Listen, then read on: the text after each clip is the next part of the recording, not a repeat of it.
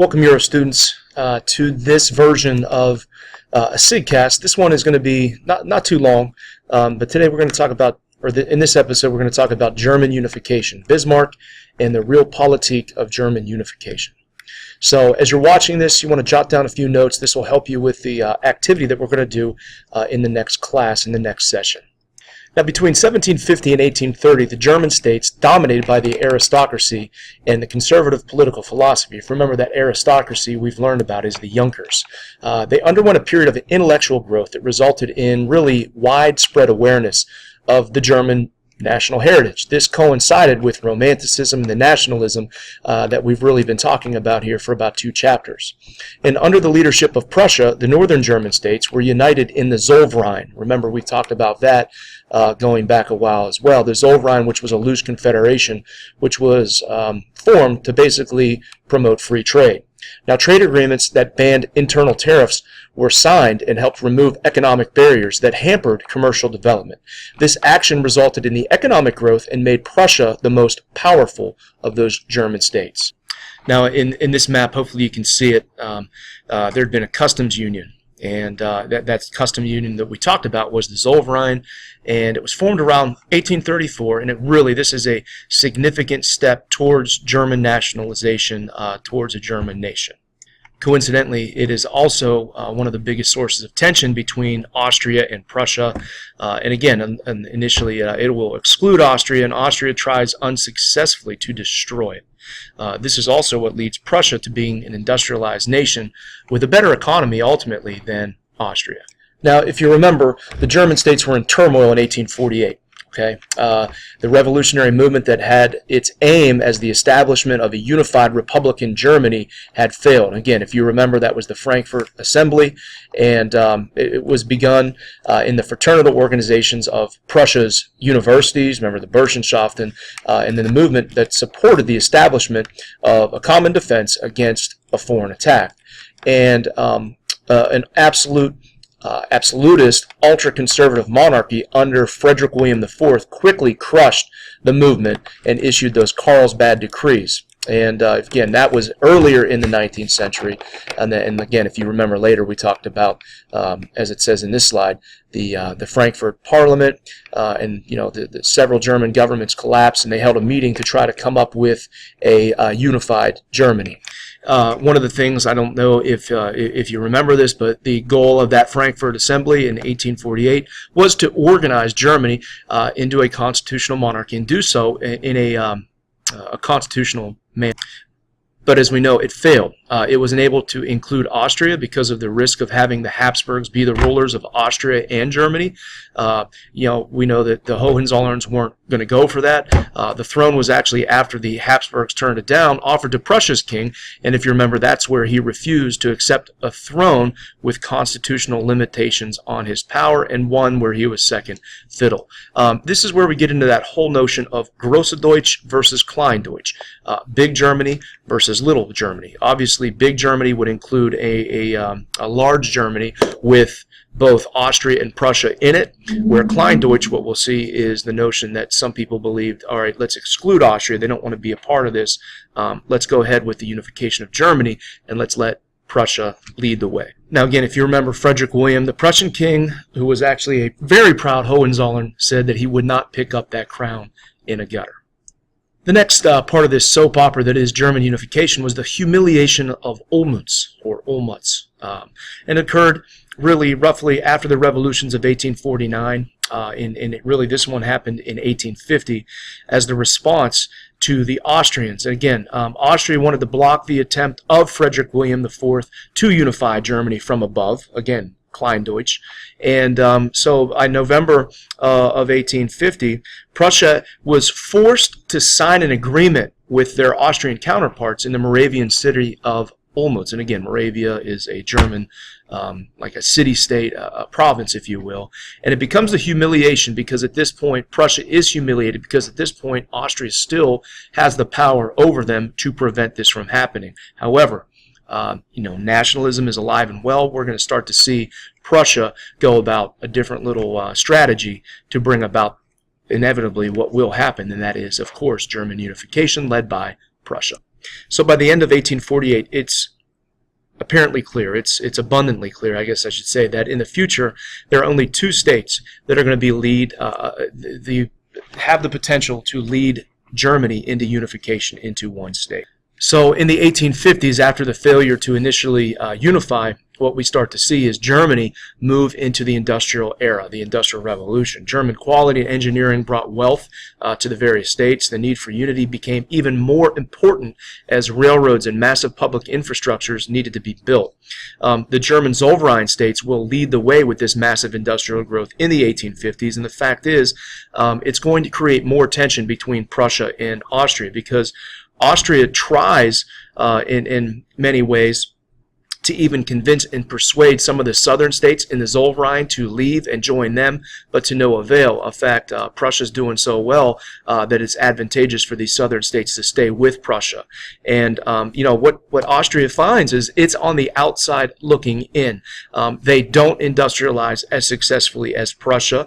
And again, as I said, the business leaders of this industrial revolution in Prussia are now going to force the issue and really desire a unified German state. So in 1861, Frederick William IV dies, and he was succeeded by his brother, William I, often known as Wilhelm I. But while William was critical of the harsh methods used by his predecessor, he was a divine right monarch, and really he was a conservative or absolutist at heart. He was seeking to extend Prussia's influence among the German states, and William really has nationalistic views. In fact, he triples the size of the army, establishes a policy of universal conscription, mandatory service in the military. All males in Prussia over the age of 16 were to serve a minimum of 3 years in the army.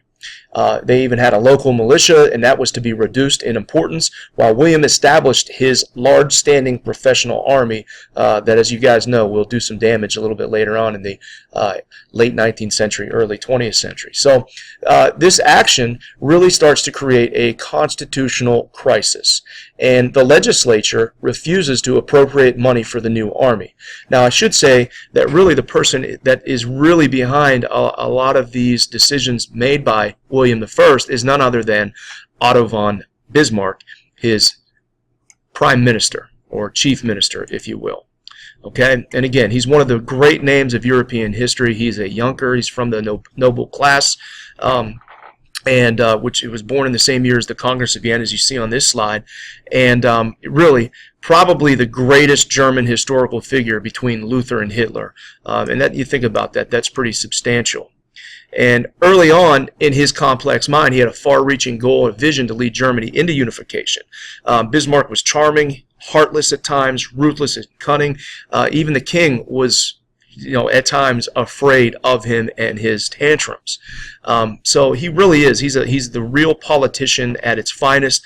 He was a hero to some, a villain to others. He was power hungry. He entered into the civil service, which was really the only other aristocratic choice other than military service, and he hated the political game initially, but he quit. He went back home. He says, "My pride bids me command, not obey." He wanted nothing to do with parliamentary procedure or anything like that. He goes back into politics and put Prussia on a collision course that will become, obviously, the modern Germany. And his theory was that liberalism would get in the way of the opportunity for Germany to be great. So you got to beat the liberals in their own game, was basically his philosophy. And again, his vision is to unite Germany, make no mistake about it. He had great quotes. Machiavellian, we learned, synthesis alert here, we learned about Machiavellian, is it better to be loved or feared? Does the end justify the means? In this case, the enemy of today might be the friend of tomorrow. He said, isolate your enemies, take advantage of the opportunities as they arrive, always keep your options open, sorry about the bell there, be practical and opportunistic, and he also said one must always have two irons in the fire. He also was famous for saying the less people know about how sausages and laws are made, the better they'll sleep at night. And that is true. Never believe in anything until it has officially been officially denied. Never believe in anything until it has officially been denied. Obviously, looking at politicians there. A generation that has taken a beating is always followed by a generation that deals one or deals a beating. And some damned foolish thing in the Balkans will provoke the next war. And my God, he was right there, and obviously he's referring to World War I. That was later on in his life. Now, Bismarck had something that he called his gap theory, and the king wanted to raise and increase spending in the army, as we just talked about, to make his power internally and externally more powerful. And there was an army bill crisis, as I just mentioned not too long ago, where there was a stalemate between the king and the liberal legislature over reforms of the army. Bismarck insisted that there was a gap in the Prussian constitution that didn't mention what was to be done if a stalemate between the king and the parliament developed. And so since the king had granted the constitution, Bismarck insisted that he ignore liberals in the middle class and legislature and basically follow his own path, follow his own judgment. So, he goes basically to make a speech that he knows everybody's going to hear. And in this speech, he outlines Prussia's power. He states that Prussia must be prepared to seize any opportunities for growth and the betterment of the Prussian state, which eventually, again, we know what he wants. He wants a unified Germany. And he says the great questions of the day will not be decided by speeches and resolutions. That was the great error of 1848 and 1849, obviously referring to the failed revolutions. But he says they're going to be decided by but blood and iron. Now, this message really wasn't received very well. People called his policy might makes right, and they kind of ripped on him. He could have cared less. He illegally, at that time, began having the bureaucracy collect the taxes that he asked, and the king asked the parliament to legislate. So, again, without their approval, he just starts collecting taxes, and the opposition responds by voting more liberals into parliament. Take that, Bismarck. How did he get away with this? One of the things that he did was he won, okay? And we'll get into how he won in the various conflicts that he helped create. But you have to also understand Germany. And, there's a traditional German respect for authority. And the liberal opposition, they did not want another violent revolution that we've seen throughout Europe throughout this time frame. They feared the radical movements among the lower classes. Remember, at this point in time, we start to talk about socialism, communism, anarchism. They don't want to deal with that kind of stuff. So they're afraid of the lower classes' ability to revolt. And then they also had a realization that there'd be little support for any attempt to oust Bismarck, and eventually led by the liberals to take him out. So, basically he knows this. And so he starts implementing his plan step by step. He also knows that he needs support of the southern Catholic German states if he's going to establish Prussia as the dominant military power in Europe. And he's going to do all these things. So let's kind of talk about how he's going to do this and how he's going to justify it. First, as I said, the plotting begins. Take out your opposition, isolate them one at a time. And at first we have in 1863 the Prussian-Danish War. And, the Danes had decided to annex Schleswig and Holstein. And again, Schleswig and Holstein, we're talking about right here, okay? Just so you can see that on the map. And even though there was a large German population there, and this was a direct challenge to the German Confederation and the plans and aims that Bismarck and the rest of the German nationalists had in terms of unifying all German people. So Bismarck got another German state to kind of watch his back, and he got Austria to join in this nationalistic struggle. Hey, let's beat up on the Danes as Germans, and everybody will be happy about that. So he did. He got them to join, and they seized the provinces of Schleswig and Holstein, as you can hopefully see on this map. All right, and so they split the spoils. Prussia got Schleswig, and Austria got Holstein. And again, here's Schleswig, here's Holstein. Now, again, Bismarck never intends for this to work out and share in the glory of Austria. Okay? He didn't want to share the provinces. What he hopes is there's enough friction to justify a war eventually with Austria. He figures that's going to be inevitable, so let's start getting ready for it. And he got it. All right, there's a second war, and this time with Austria, known as in your history books as the 7 Weeks' War in 1866. Russia gave Prussia their word. Again, he isolates his enemy, that they would be neutral if a war broke out with Austria. And again, this is in revenge from Russia. This is in revenge for the Crimean War. So Bismarck takes advantage of that. Bismarck then buys off Napoleon III's cooperation because he promised him territory in the Rhineland, an area between, if you look on a map, an area between France and an area between Germany. And he gets Austria, he always does this, gets Austria to attack them first. over Schleswig. He always gets the other side to start it, and he plays that tune often.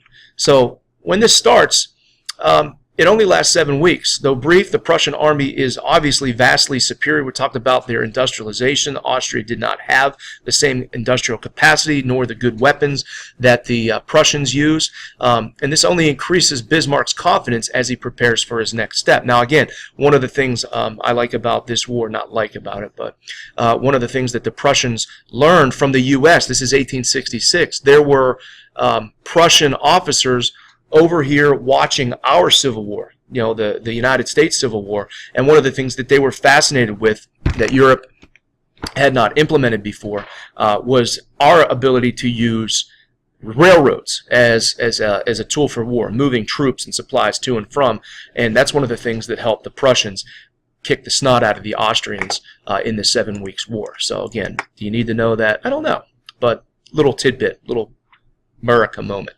All right, so Prussia annexes Schleswig-Holstein and the whole kingdom of Hanover, the duchies of Nassau, Hesse, Kassel, as well as 18 other German states. So we're getting more and more towards unification. So now there is a North German Confederation. It's kind of a pre-Germany, if you will. And it's apparent that, Bismarck's running the show. He went against the king, King William, who wanted harsh surrender terms for the Austrians. And Bismarck says, no, we don't want to rub their face in it. He knew that this would be dumb. He was planning the next move, the move that he might actually need the Austrians in the future. So he didn't make them hand over any other land. He didn't make them hand over any other cash. Austria only lost Venetia. Remember, Venetia in Italy, that's one of the ways that Italy was unified, and then Holstein, and was excluded from the North German affairs. He knew he'd need them some other time. So you know what? Why burn bridges? So again, always stay a step ahead. We just mentioned that. So the war had benefits for that other countries I just mentioned. I just want to visually put this up here for you because Austria was defeated. Italy moved to absorb Venetia in important steps to finishing up the unification process of Italy that we just talked about in the last class. Now, the North German Confederation was a very important step towards German unification. With the King of Prussia at its head, Parliament had 2 chambers. There was a lower chamber elected by universal male suffrage, a step which greatly annoys Karl Marx. Stay tuned for the later part of chapter 22. But what we really need to pay attention here, too, is that the success made Bismarck look to the German people as a genius. He later asked Parliament to pass a bill in the wave of success here and his height of popularity, to pass a bill of indemnity to legalize the illegal taxes that he had been collecting since 1862. They did it. And ain't nationalism great when you're a real politician? He proved that nationalism and authoritarian government could be won. People jumped on the bandwagon of success, the nationalistic bandwagon, as I said. Marx is annoyed because he's predicting that that there's going to be this worldwide revolution, and all of a sudden, though, people forgot about their misery and suffering because they were making history and Germany was becoming great. Bismarck predicted this. He felt that the peasants and artisans were conservative at heart, as we've seen traditionally with their support of the church, and could be a valuable tool for the conservative movement. So, go back. He asked them to let them do what he's been doing illegally, and again, that's what he does. So, Bismarck continues. He doesn't stay put. The southern German states remained out of the North German Confederation. We know that the South German states were also Catholic. So again, who am I talking about? Alsace, Bavaria, and had from time to time allied themselves with France. So Bismarck and most of the Germans could see a conflict coming here between them inevitably because they would upset the balance of power in Central Europe, that there would be a problem coming soon with France. So he feels that a war with France would frighten the German states, southern German states, into joining his confederation. So what does he do? There he is, Napoleon, with his sweet facial hair. Funny, but Napoleon III also felt that a war with Germany, if he won it, would bring him more support that he badly needed. Remember, by the 1860s, Mexican expedition, I should say, of Napoleon III was disastrous. He needed something to put him back on the map and make him popular with his people. So, again, France, as I said, was very uneasy about a powerful country right on their borders with this German Confederation with a future Germany. So he looks for an opportunity here. Bismarck looks for an opportunity at its finest, realpolitik, and this opportunity begins with none other than Spain.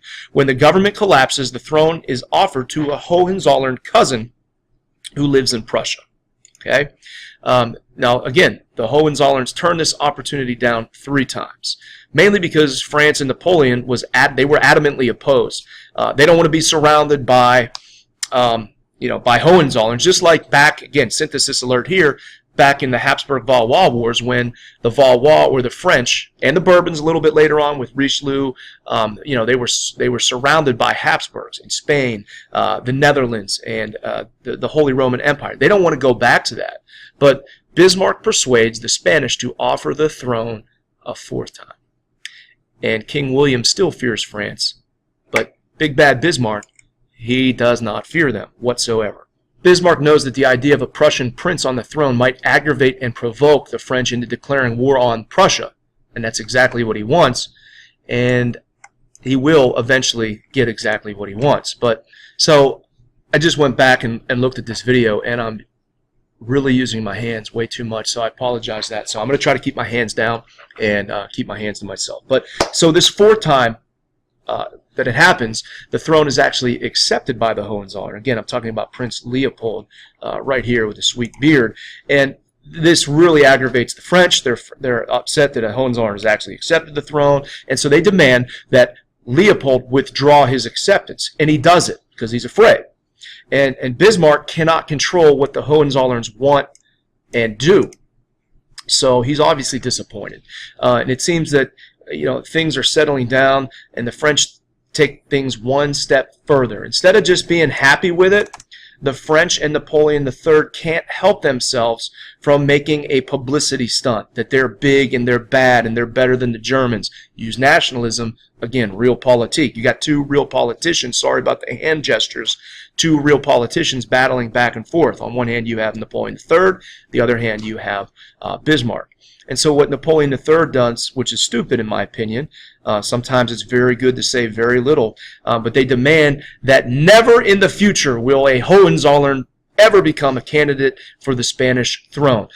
Kind of like the end of the War of, if you remember, the War of Spanish Succession, where they prevented, even though there was a Bourbon on the throne, they made sure that the thrones were isolated, they were separate, because they didn't want Louis XIV to be too powerful. So again, synthesis alert there. History repeats itself, just saying.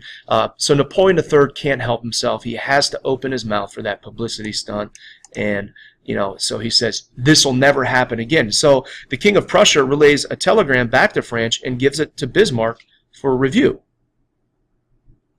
This is Bismarck at its finest. This is the Ems Dispatch. This is what your lesson's going to be about. So Bismarck takes this telegram, which is known as the Ems telegram, and without William knowing anything, he doctors it up so it is an exact insult to the French and an attack on French national pride. Something that we do in the next class, in the next session, we're going to look at what the king wrote and then what Bismarck edited, how he edited the telegram to offend the French. Because ultimately what's going to happen is Napoleon III and the French are going to feel snubbed and insulted. They've already opened their mouths, so there's no backing down. And they're declaring the empire of Napoleon III unwisely declares war on Prussia. Now you've already read it doesn't go well with this war, and we'll talk a little bit more about this after the lesson. So I apologize, it's 23 minutes, but that is a good starting point if you've read and you were a little bit confused. But we're talking today, tomorrow I guess I should say, in the next lesson about the Ems telegram, the Ems Dispatch, Bismarck. Okay, now you're ready, you're up to date. Thanks for listening.